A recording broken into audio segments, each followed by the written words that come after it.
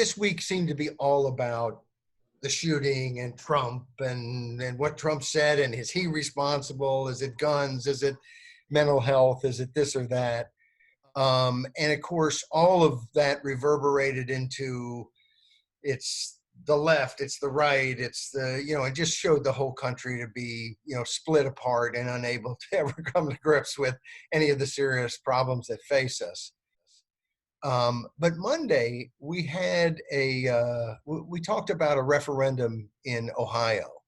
There's a bill, House Bill 6, that is designed to basically bail out nuclear power plants that have cost the company a lot more money than they wanted, and they want to make sure they get their profit.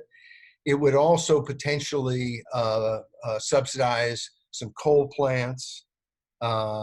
And it would ease up some of the green energy type mandates that have been put on, to where some of the energy that the company produces, a certain percentage has to be done through solar and wind energy and that sort of thing. And so it has irked the left, the environmental left, and it has irked the conservative free market. We don't want the government to be picking winners and losers in our energy industry, and we don't want to subsidize companies when they make a mistake. That's why companies go out of business. That's why companies sometimes have to trim their stock price or their dividends or what have you, their bonuses to their CEOs. But the taxpayer ought not to be picking that up. And anyway, it's interesting to me because I think one of the biggest problems during the Trump time has been that everything is about Trump, partly because Trump is a kind of larger than life figure who says things in ways that nobody else has said them sometimes. Also because the media, I think, has flipped out. It's hard to think of a better term than that. And is so over the top with the Trump stuff that he is a racist. That's just written every day in the newspaper. And it was his fault that someone killed a bunch of people in El Paso. These things are not even alleged anymore. You can go shoot a bunch of people on Fifth Avenue, as Trump once said, and you'd be the alleged shooter. But if you're Donald Trump, there's no alleged. You're guilty. Anyway, with all of that, we're constantly seem to be at each other's throats on stuff.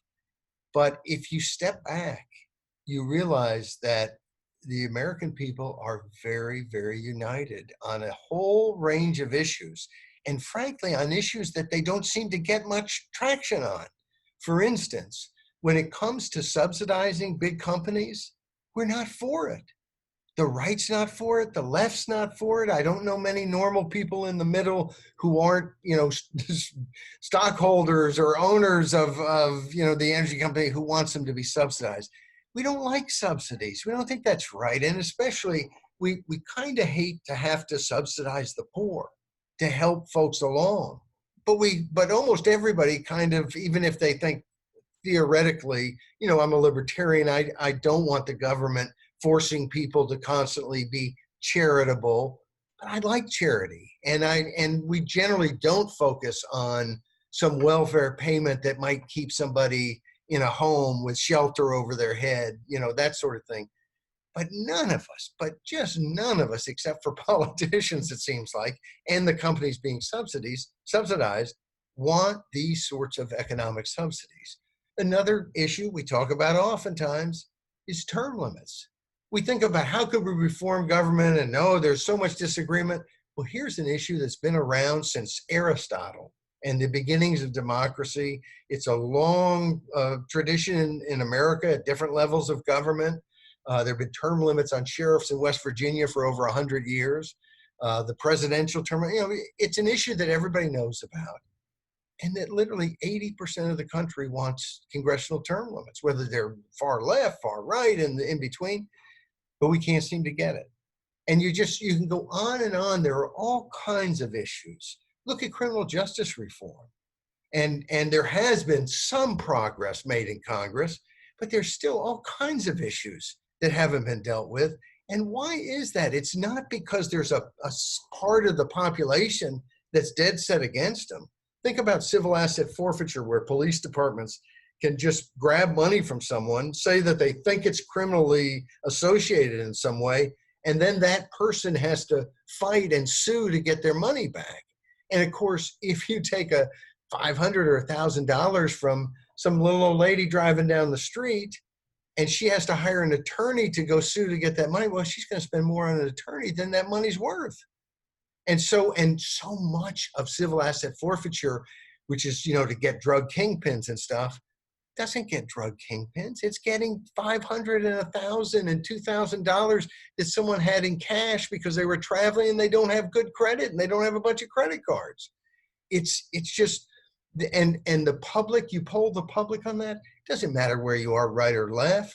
They're absolutely sick about that. They believe in innocent until proven guilty. They believe in property rights, that you can't just take people's stuff.